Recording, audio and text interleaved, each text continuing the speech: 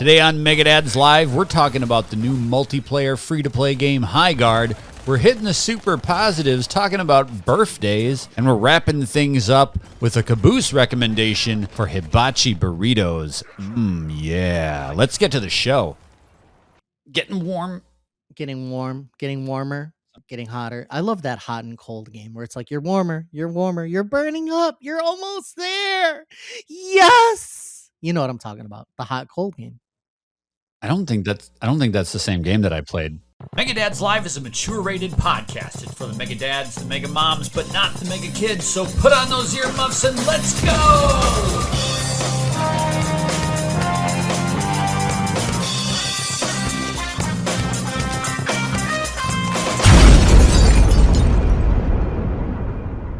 How you doing, Antonio? Best day of my life. Best day of my life for sure. I recently had a birthday. Yeah. Congratulations on still being alive. Yeah, it's hard aging. There's this thing that really kind of fucks everything up called death. And it comes at a certain point, and aging like kind of contributes toward that. You know, you're seeing your mortality in front of you with every lighting of the birthday candle. You know what I mean? You flicker. Are you feeling it? Are you feeling it in your body? Oh, so for my birthday, we went to Dave & Buster's. We went to the casino, and then we went to the piano bar, and then you did it. Wait, what birthday was this? This sounds like a milestone birthday. This is 41. 41. Jesus. And then we went to a bar afterwards. I didn't get home till like 3:30 in the morning. And I was recovering for 3 full days. Okay. My legs were like noodles. I was like, I don't remember dancing like too much, but like I couldn't stand for like 3 days. I went hard. When you go out, you go dancing? At the piano bar, I was grinding a little bit. Yeah, I was getting. Oh my God! I was getting kind of nuts. It was a very good birthday, and I'm very happy, to have another year, and just it's good. You got to make the most of it. That's the whole thing. As I was having my birthday, I was like, even though things are shitty, let me try to enjoy myself a bit, and be in the presence of my friends and loved ones. So it was great. I don't remember the last time I even really. I mean, I celebrate my birthday, like you do it or whatever, but I don't remember the last time I went out and did something for the sake of my birthday, because moments like that are so fleeting, right? And few and far between when you got little ones that just ruin everything. But I can't imagine being out till 3:00 in the morning. My ass is passing out on the couch at 8:30 every fucking night. Well, I lost my phone. So that's the only reason I went home. It kind of dampened the mood. It's like, I lost my phone. And the next day, we contacted the Uber driver to see if he had it, and he did. So I was able to get my phone back. I left. You live it up. I left my phone in the Uber. Yeah, I mean, I did go. It like nobody was like. It was kind of weird. It was like the vibes were good, and then we just kept going, and let's go to another place. Let's go to another place, and we just couldn't stop. So it was out of control a little bit. It sounds to me like, well, hold on a second here. I don't have my soundboard queued up, but it sounds to me like it's a little bit of Megadad's being super positive. Yes, I am super positive, Adam, because I am alive. I like celebrating birthdays, and people do tell me that. They're like, "What do you mean you had a birthday party? You fucking you degenerate." But I like celebrating my birthday quite a bit, so it's good. You got to get out there sometimes. Well, happy birthday, my Thank friend. you. Happy Thank birthday. You. And I got you fuck. He's looking around for something. He's like, I got you something. I got you. I'll show you this. I'm not going to give it to you, but I do think it's kind of fun. It's on my desk. I got this little gorilla guy right here. Oh, little gorilla guy. What is that from? Got him in Japan. Okay. From one of. Look at his ass. Oh yeah, gorilla asses are they're meaty. If you were into asses, gorilla ass is the type of ass you want, right? That is an ass that will not quit. This is why I got the 4K camera right here. What do you think of a meaty ass like that? Is that your thing? You like? Yeah. You'd love a nice meaty gorilla ass. I mean, I'll take any kind of ass that I can get, but yeah, meaty ass like that is just unbelible. Have you ever seen a I come bony down ass? sometimes in the middle of the night and I just stroke this thing. I Oh just my give it a little good. My super positive. How did we start talking about gorilla ass? I don't know. My super positive is the weather. And boy, Yes. we don't get to talk about the weather very often The this sun. time of the I year. see the sun on your face.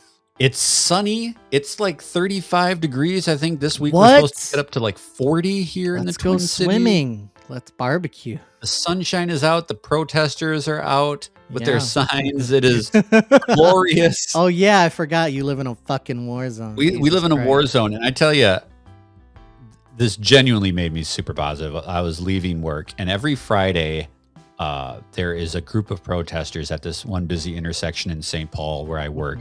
And I rode by yesterday on the way home, and I was just grinning ear to ear because all the cars are honking their horns. Yeah. The sun is shining out on these people. They're all smiling. Yeah. You know, when you think of protests, like it's either a bunch of angry people that are fucking pissed, or it's a bunch of people that are happy and feeling good about the good energy that they're bringing to their message. And Yeah. that's what I drove through yesterday.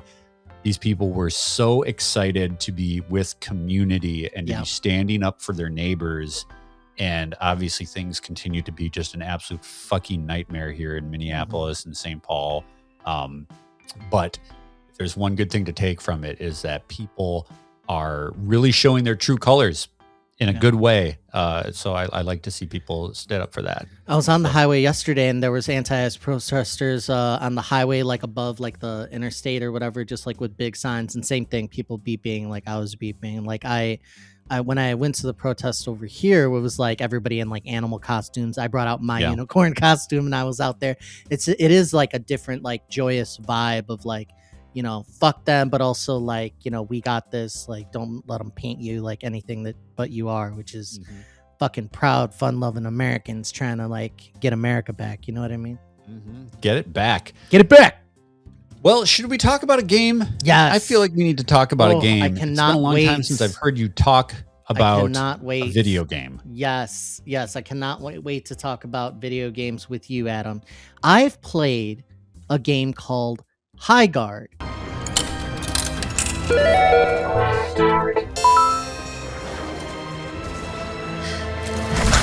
Reinforcing the wall.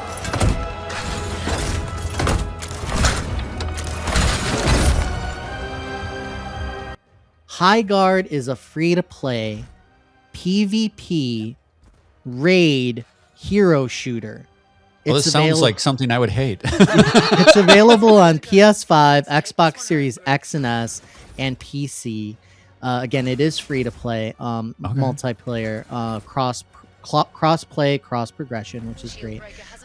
This game is one of the worst experiences that I have had gaming in quite a long time. Oh no. It is a hodgepodge of bad ideas.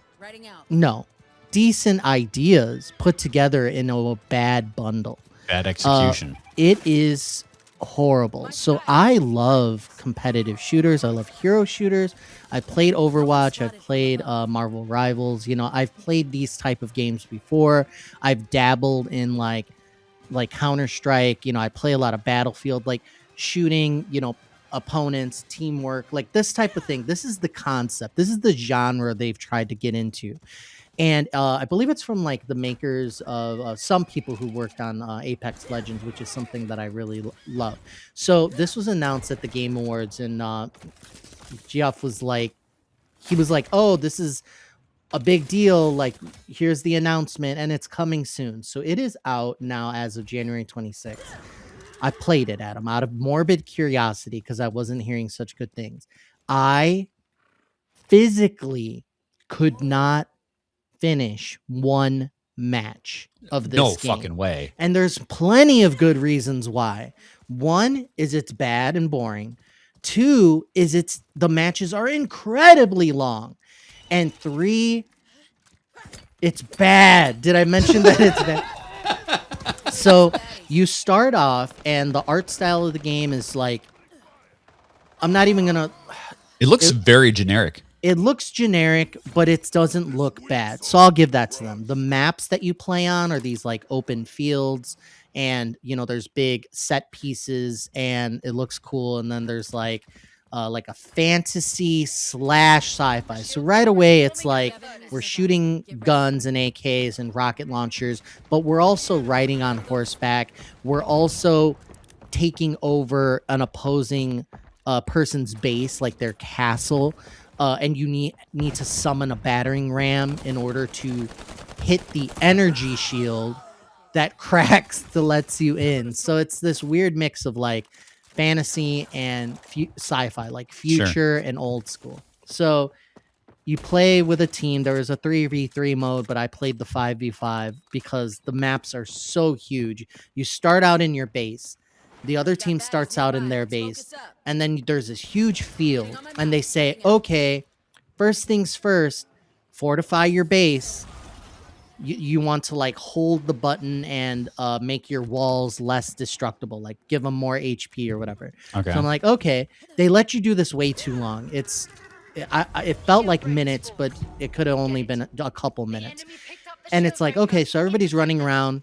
We fortified our base. Then it's like, now get out there and mine resources.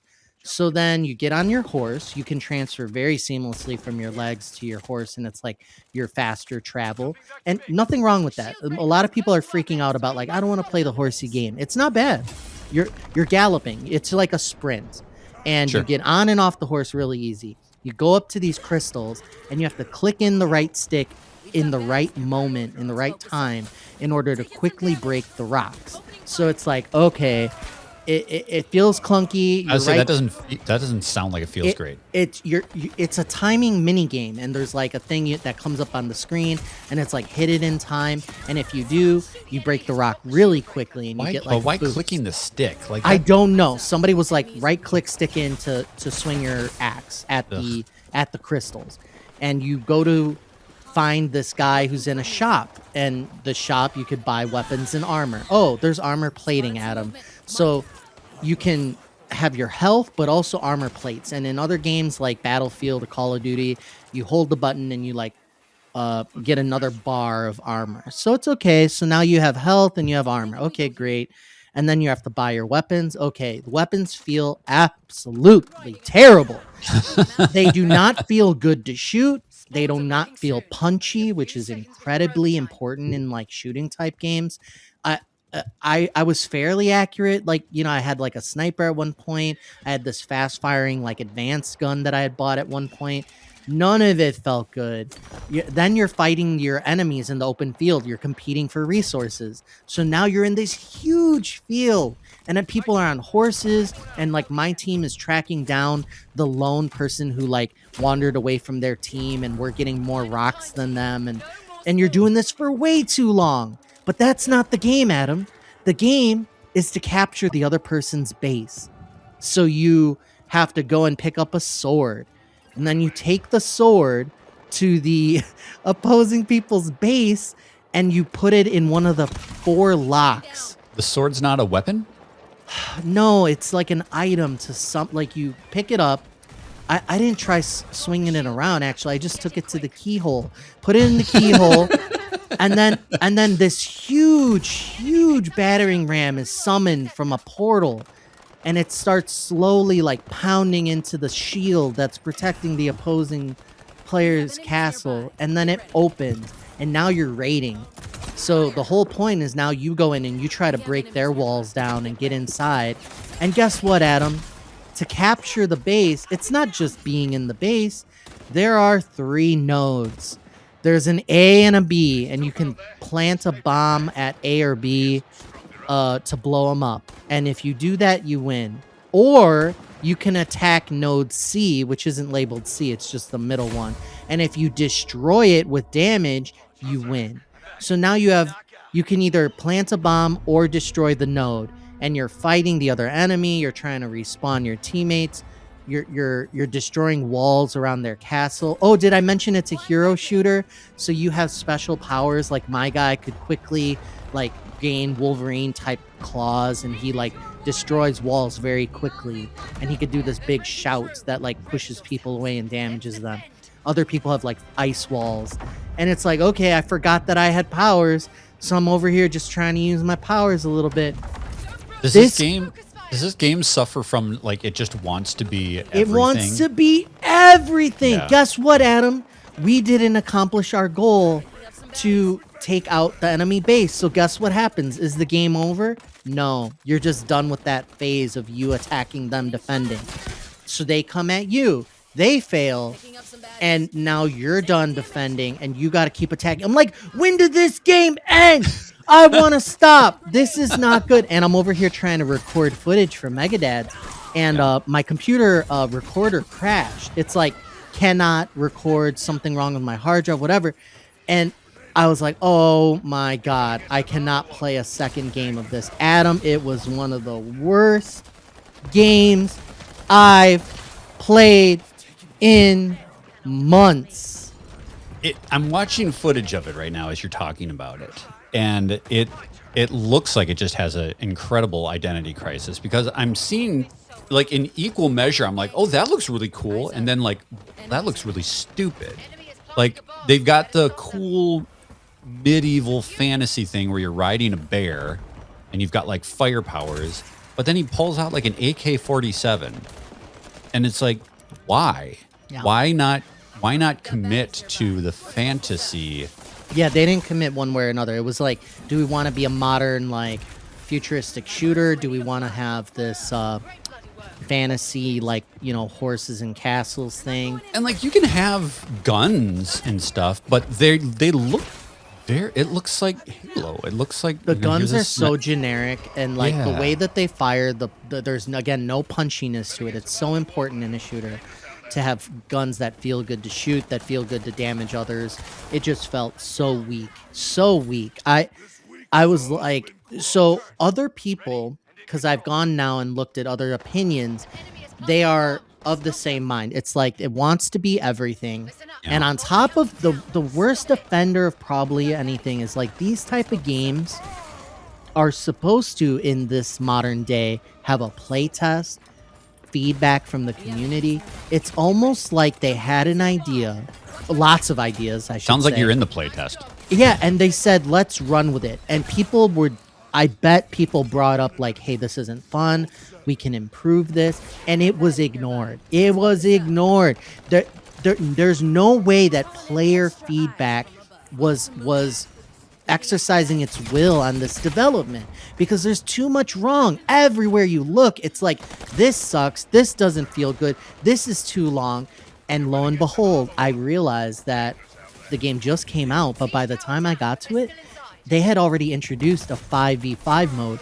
The game used to be 3v3 for like a couple days. They're still figuring out what this is. And the big empty boring map that I was talking about was exasperated even more because the game started as a 3v3.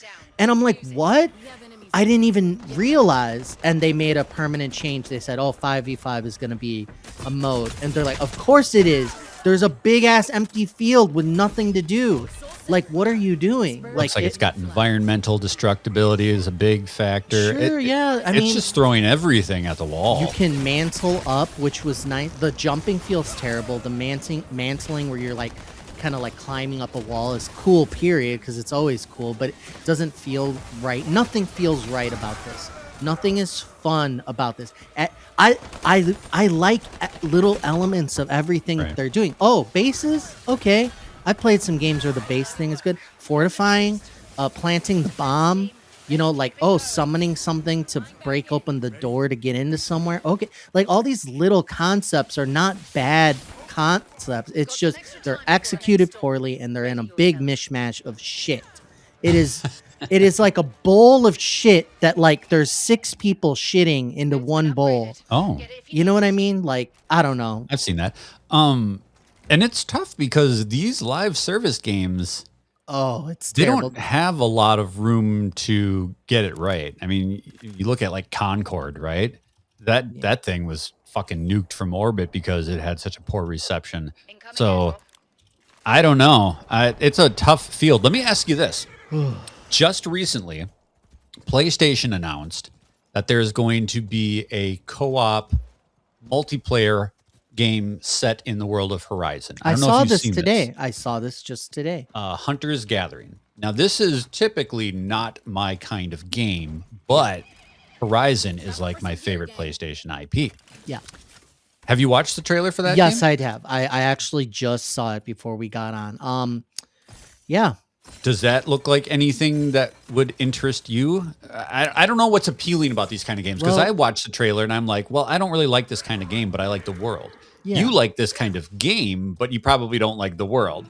Maybe that's something we could play together, because it is PC, PS5. A little bit of something for everybody. Yeah. So that game, what's troubling me, I actually like Horizon. I actually really love the concept of there are these animal machine kind of hybrids going on. It's like metal dinosaurs. Like it was such a cool concept, but something that made it for me was the graphical fidelity. It was like, wow, there's a lot of moving parts on that dinosaur. There's a lot of cool lights and parts, and you can knock them off. So they changed the art style, Adam, with this Hunter's Gathering game. Right. It's cartoony, less detailed.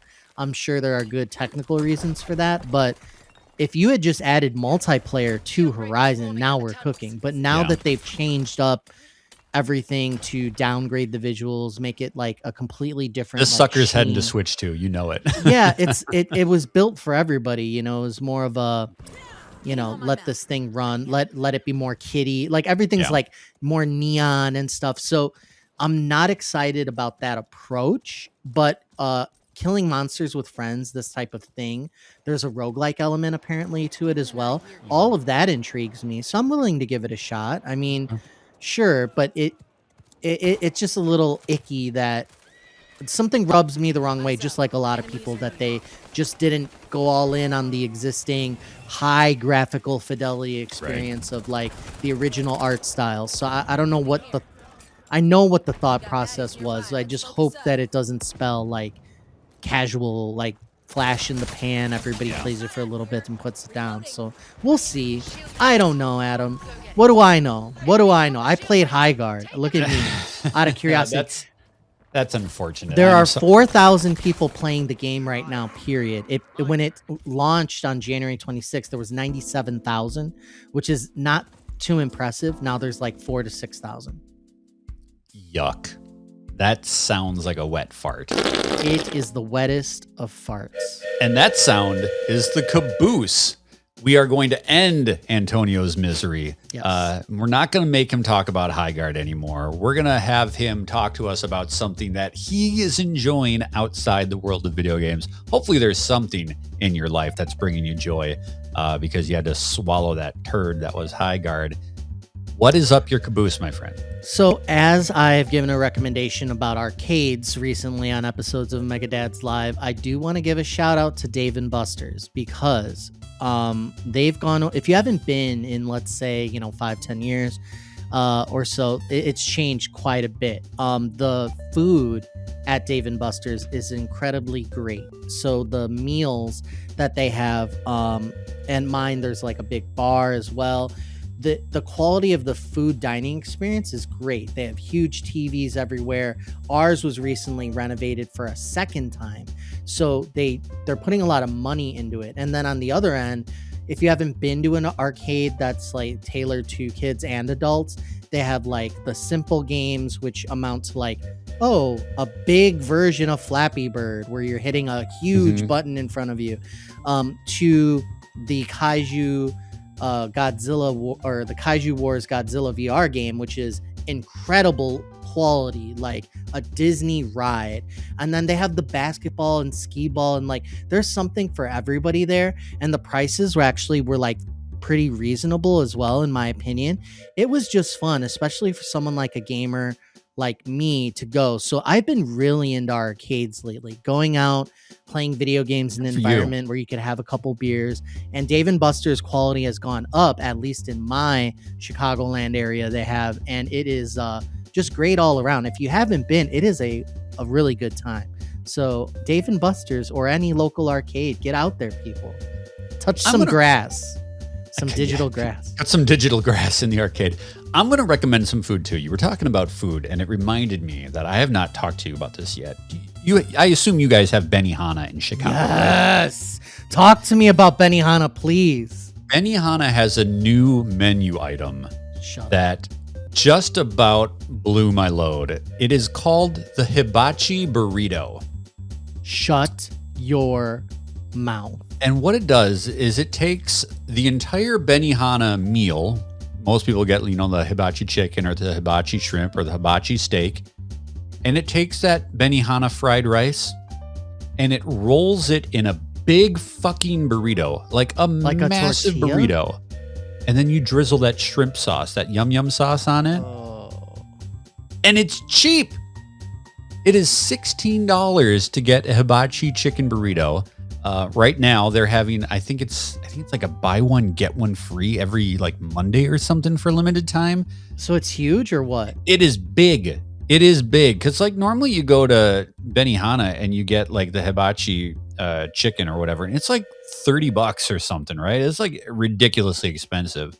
This burrito is massive, and like one of them will feed two people. Mm-hmm. So as far as Benihana prices go, we don't tend to go because of how expensive it is, except for like when you get your birthday coupon or whatever. Mm-hmm. But this hibachi burrito is so good, and it gives you the whole damn meal in one burrito. It just puts all of that stuff in there together. It's so good. It's absolutely delicious. Hibachi is like one of the best things that we've done as like a species. Seriously, if you tell me top 10 things. Yeah. Top 10 things, period. Top 10 things that exist. Hibachi might be in the top 10. Would you not say? I mean, it's hard to argue with that. Give me a top 10 thing. Give you a Jennifer Connelly. I'll give it to you. Okay. I'll give it to you. Yeah, Jennifer Connelly. Have you seen Rocketeer? Woo. Yeah. Oh. Good stuff. My Lord, I'm getting a little flabbergasted. Well, that's going to do it for this week's episode of Megadad's Live. Antonio's getting hot and sweaty. I'm getting a little, there. I feel funny. I like this new Hugh Hefner look you've got going on. I might do the robe for a while. I might keep this going for the episodes of Megadad's. Just like I got my nice, like, comfy robe. I got my cup of coffee. What I want you to do next time is I want you to get one of those bubble pipes. Oh, yeah, the pipe. Like, yeah. You look all regal with a pipe, but it actually shoots bubbles out. Yeah. I think that would be a great look for you. Maybe a captain's hat. Yeah. Maybe like a captain's hat on the top. Yeah. Thanks for watching. Thanks for listening. Thanks for joining us here at Megadad's Live. Make sure you subscribe. Make sure you like everything. Make sure you join us in the Discord. And we will see you back here next week for more fun, fully grown. Goodbye, everybody.